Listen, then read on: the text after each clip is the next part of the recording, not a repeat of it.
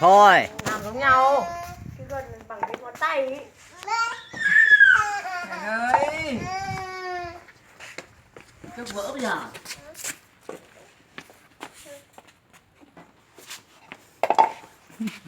Chị tiếp bôi hẳn nữa. Dạ, con xả ra cái bay nào. Sắn vào không nào. Điu.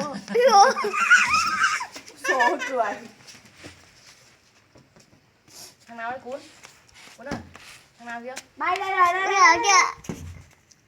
Cuốn ơi. Thằng nào đấy?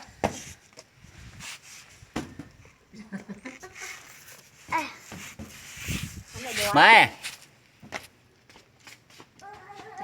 Đói. Ủa mày. Nè. Đừng hòng.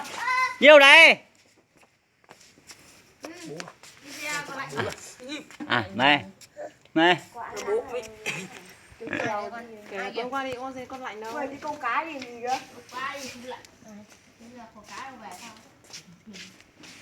Cụ nhà. Tao biết hai bố con thằng đấy mà chơi. Ê. Đi sang cụ đây, đi sang cụ. Không nấu à? Đi. Thế là mẹ nó muốn đi xuống Bắc Giang được á? Hả? Xuống đây nó có thuốc đông nó đâu. Làm một lúc tại đó đầu ngủ nó sâu. Phiên 2 anh em đi câu cá với nhiều. Câu cá đâu để biết. Cá bông dậu.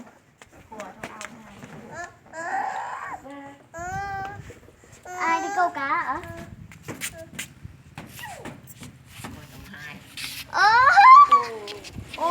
Xịt. Vâng ơi. Cố lên. Ê, thú lên đã.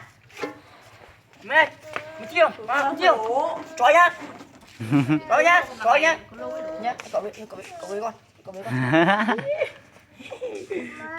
Ngon. Để cho buộc không ạ? Gì bây giờ thả bớt ra không nó vỡ. Tội căng này. Nhá.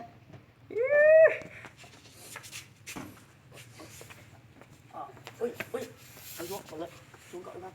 Không gì vậy chứ. Cậu lấy cho. Đây. Ơi. Ôm. Chán quá. Ui nổ này.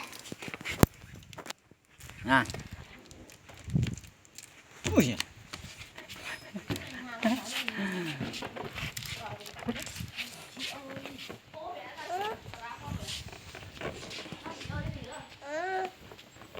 Cái gì này?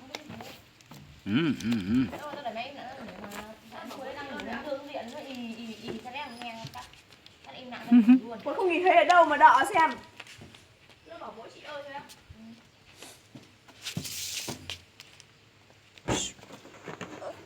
Mất rồi.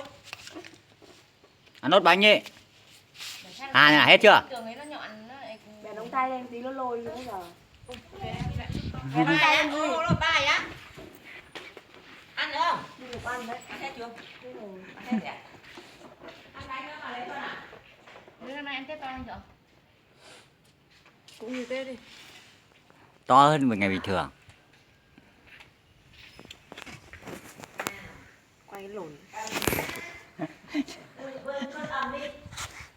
Đập một phát lên điện thoại đang hỏng đấy. Ui ôi. Đi miếng con cắt. Đi Không. miếng. Mời Không. Đây, ra cho này. Cái này trên mặt đó kìa. Ui, ra cho cái bóng này. Không bụi đời. Đập vôi nha. Đập vôi nha. Nhá. Đập vôi nha. Ra cho. Cho nhanh cùng cười. Không. Đập vôi nha. Đưa bánh đây. Đây, ra cậu cho. Đưa bánh đây ăn tham này. Ô ạ. Ui vỡ này. Ô ạ. Ui vỡ này. Cái quả bóng to ăn như này rồi gì ạ? Gì rồi? Buộc vào đã. Ê không buộc vào. Buộc vào. Không buộc á. Không bị vỡ. Vâng ơi. Bắn vào không buộc. Buộc vào lúc không thổi này gì. Lấy đây chỉ ra đây buộc. Này, giờ em làm cái điện thoại này.